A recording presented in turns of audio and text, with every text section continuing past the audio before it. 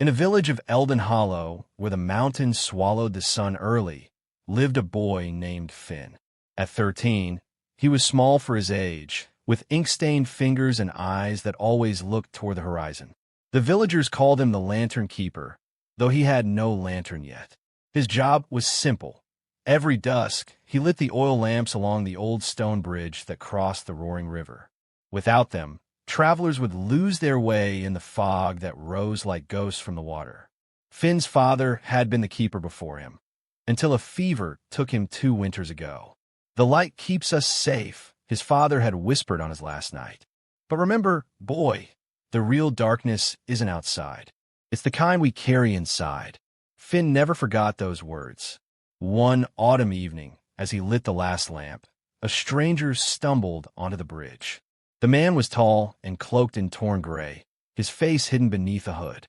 Rain had started falling, cold and sharp.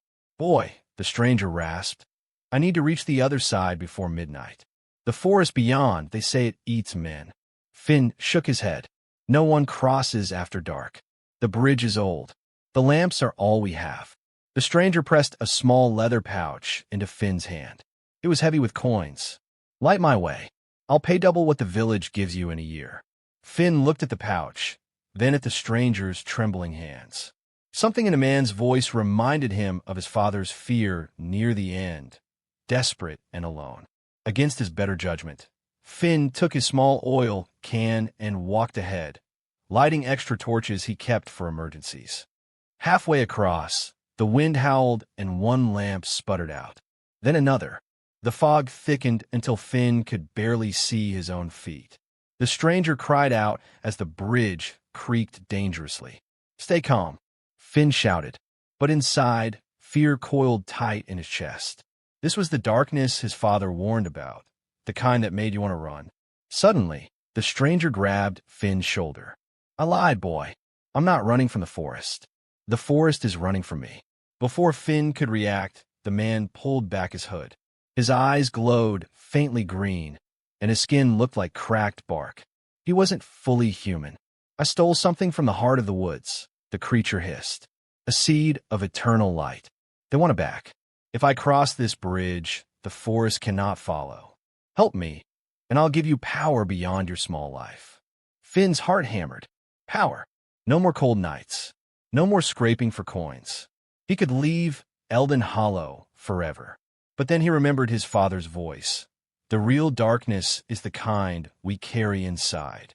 He looked at the creature's desperate face and saw not a monster, but a man who had chosen the wrong light. Finn stepped back. "No!"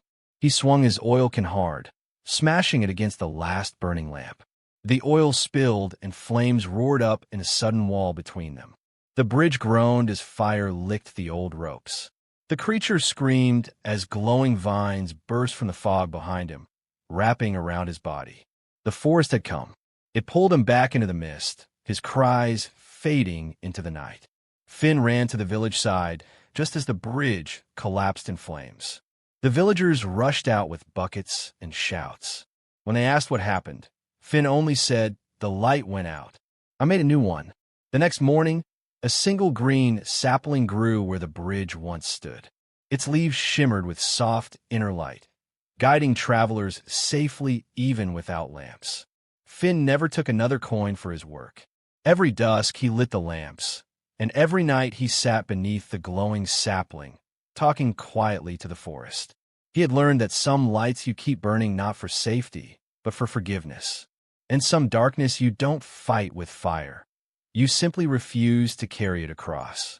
And so, the old bridge burned that night, but in its place grew something far more beautiful. From that day on, Finn continued lighting the lamps every evening. But he was no longer just the lantern keeper. He became the boy who chose the right kind of light. The villagers never fully understood what happened that stormy night. But every traveler who crossed the river spoke of a strange, glowing tree on the other side, its soft green light guiding them safely through the darkest fog. Years later, when children asked Finn why he didn't take the stranger's golden power, he would simply smile and say, "Some lights make you rich for a moment, but the right light keeps your soul clean forever." Pause. So the question I leave you with today is this. When the darkness offers you everything you've ever wanted, will you hold your lantern steady, or will you let burn? Music swells gently. If you enjoyed this story, don't forget to like, comment, and share. Drop your answer in the comments. What would you have done if you were Finn?